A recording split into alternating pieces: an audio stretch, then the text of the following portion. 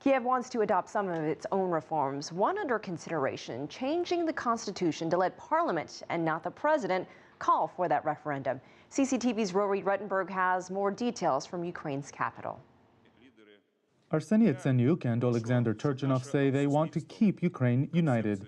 Their plan is to give, through a nationwide referendum, greater power to Ukraine's mayors and regional governors, most of whom are still appointed by the president. Without this, we won't be able to get over the consequences of authoritarianism and totalitarianism. Without this, we won't be able to build strong regions and a strong country.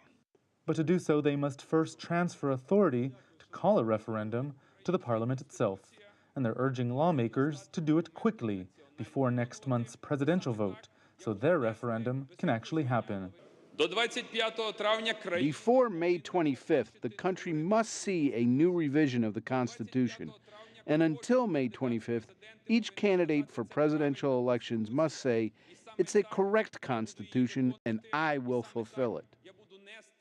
Critics say the real reason behind the push is because both men from the now ruling Motherland Party fear their candidate, the former Prime Minister Yulia Tymoshenko, will lose the vote. She's currently trailing more than 20 points behind an independent candidate, and they say this is an attempt to reduce the president's wide-reaching powers while they still can.